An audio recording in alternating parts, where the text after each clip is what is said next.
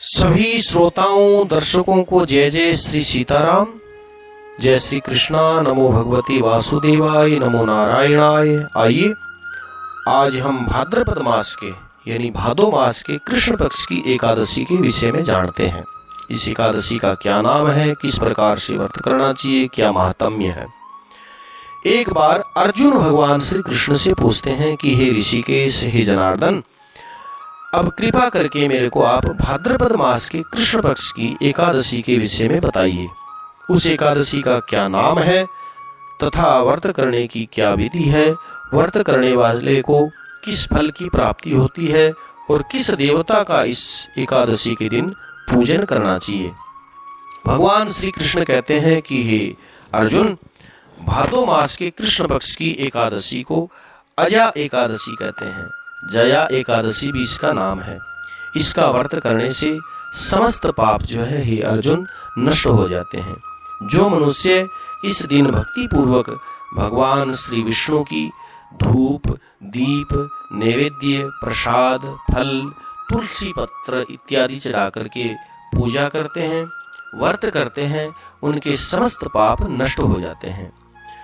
इस लोक और परलोक में सहायता करने वाली इस एकादशी के व्रत के समान विश्व में दूसरा और कोई भी व्रत नहीं है। भगवान कहते हैं कि हे अर्जुन, ये इहलोक और परलोक दोनों में सहायता करने वाली है। इहलोक यानी यहाँ तो यह सुख, ऐश्वर्य और स्वस्थ स्वास्थ्य प्रदान करती है और मरणोपरांत भगवान के चरणों में धाम की प्राप्ति करवाती है। इसके समान कोई भी दूसरा और व्रत नहीं। भगवान कहते हैं कि हे अर्जुन, अब मैं आपको एक प्राचीन इतिहास सुनाता हूँ, आप ध्यान लगा करके सुनना। भगवान कहते हैं कि हे अर्जुन, प्राचीन काल में सतयुग की बात है। अयोध्या नगरी में एक चक्रवर्ती राजा राज्य करते थे। उनका नाम हरिश्चंद्र था। वे अत्यंत वीर, प्रतापी और सत्यवादी थे। उनकी सत्यवादिता तीनों लोकों में विख्यात थी। धर्म न कोई सत्य समाना, आगम निगम पुराण बखाना, अर्थात सत्य के समान कोई भी धर्म नहीं। वेद पुराणों के अंदर, समस्त धर्म ग्रंथों के अंदर सत्य से बढ़कर के और दूसरा कोई भी धर्म नहीं बताया। वो अपना सत्य के ऊपर चलते हुए अपना राज्य चला रहे थे। प्रजा को पुत्र के समान वो पालते थे। किसी भी परिस्थिति में वो धर्म का त्याग नहीं करते थे, सत्य का त्याग नहीं करते थे। सत्य के ऊपर अपना राज्य वो चला रहे थे। एक बार हे अर्जुन, वो सत्यवादिता पर अपना राज्य तो चला रहे थे, किंतु देव योग से उन्होंने अपना राज्य स्वप्न में विश्वामित्र ऋषि को दान कर दिया था और दान के बाद में दक्षिणा स्वरूप उन्होंने अपनी पत्नी को, पुत्र को बेच देना पड़ा दक्षिणा चुकाने के लिए।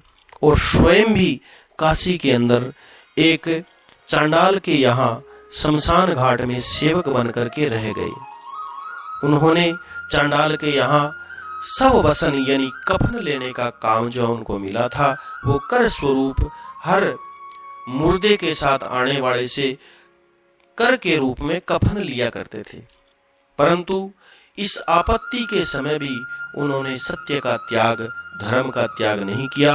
जब इसी प्रकार उनको कई वर्ष बीत गए तो उसे अपना इस नीच कर्म पर उनको बड़ा दुख हुआ। इससे वो मुक्त होने का उपाय खोजने लगे। अनेक बार वो विचार करते थे कि इस दुख से मैं, इस नीच कर्म से मैं किस प्रकार से मुक्त होऊंगा, किस प्रकार से मेरे को मुक्ति मिलेगी। इसी चिंता के अंदर वो अनेक प्रकार से विचार करते थे कि कहाँ जाऊं, क्या करूं, किस प्रकार से मुक्ति पाऊं। एक समय की बात है, इसी चिंता में वो बैठे थे कि वहां पर महर्षि गौतम जो वो आ पहुंचते हैं। महर्षि को देख करके राजा ने उनको दंडवत प्रणाम किया, अपनी सारी दुख भरी कथा उनको सुनाई। राजा की दुख भरी कथा सुन करके महर्षि गौतम अत्यंत दुखी हुए और राजा से कहते हैं कि हे राजन, भादो मास के कृष्ण पक्ष की एकादशी का नाम अजा एकादशी है। तुम उस एकादशी का विधि पूर्वक व्रत करो, रात्रि को तुम जागरण करो, इससे तुम्हारे समस्त पाप जो है वो नष्ट हो जाएंगे। गौतम ऋषि एकादशी का संपूर्ण विधान राजा सत्यवादी हरिश्चंद्र को बता करके अंतर ध्यान हो जाते हैं और भाद्रपद मास के कृष्ण पक्ष की अजा नाम वाली एकादशी आने पर राजा ने मुनि के कहे अनुसार, गौतम ऋषि के कहे अनुसार विधि पूर्वक एकादशी का अजा एकादशी का व्रत किया और रात्रि में जागरण किया, भगवान के आगे कीर्तन किया। उसी व्रत के प्रभाव से राजा के समस्त पाप जो है नष्ट हो गए। भगवान कहते हैं कि हे अर्जुन, स्वर्ग के अंदर नगाड़े बजने लगे, अप्सराएं मंगल गान गाने लगी, पुष्पों की वर्षा होने लगी। राजा ने अपने सामने त्रिदेवों को, ब्रह्मा विष्णु महेश को, इंद्र आदि देवताओं को खड़ा पाया। उसने अपने मृतक पुत्र को भी जीवित पाया, अपनी स्त्री को भी वस्त्र आभूषणों से सजी हुई युक्त देखा।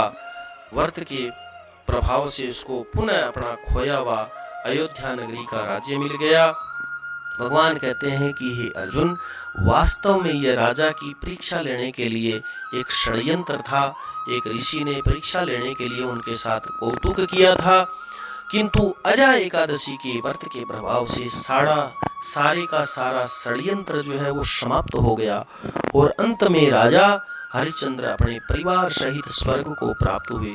भगवान कहते हैं कि हे अर्जुन, ये सब अजा एकादशी के व्रत का प्रभाव था। जो मनुष्य इस व्रत को विधि पूर्वक करते हैं तथा रात्रि को जागरण करते हैं, उनके समस्त पाप जो है हे अर्जुन नष्ट हो जाते हैं। अंत में वे भगवान के धाम को, स्वर्ग को प्राप्त होते हैं। इस एकादशी की कथा सुनने मात्र से हे अर्जुन अश्वमेघ यज्ञ का फल मिलता है। भगवान कहते हैं कि हे अर्जुन, इस कथा का सार यह है कि प्राणी को ईश्वर के प्रति पूरी निष्ठा रखनी चाहिए। कठिन परिस्थिति में भी जो सत्य का मार्ग नहीं छोड़ते, वो अवश्यमेव भगवान के धाम को प्राप्त होते हैं और भगवान के प्रिय भी हो जाते हैं। सत्य की परीक्षा कठिन स्थिति में ही होती है। अतः ईश्वर पर पूर्ण विश्वास रखते हुए सत्य का पालन करना चाहिए। सत्य का, धर्म का मार्ग कभी भी नहीं छोड़ना चाहिए। एक चौपाई बहुत ही सुंदर आती है। तुलसीदास जी रामायण जी में लिखते हैं कि धीरज धर्म मित्र अरु नारी, आपत काल परखिए चारी। यानी धैर्य की, धर्म की, मित्र यानी दोस्त की, नारी यानी अपनी स्त्री की, इन चारों की परीक्षा विपत्ति के समय, आपत्ति के समय होती है। जो राजा हरिश्चंद्र की विपत्ति के समय इन सारे धर्मों की परीक्षा हुई, धैर्य की भी, सत्यवादिता की, वो इसके ऊपर खरे उतरे। भगवान यही कहते हैं कि इस कथा का सार यह है कि भगवान के ऊपर पूरी निष्ठा रखते हुए, विश्वास रखते हुए सत्य धर्म का कभी भी परित्याग नहीं करना चाहिए, सत्य के मार्ग को नहीं छोड़ना चाहिए।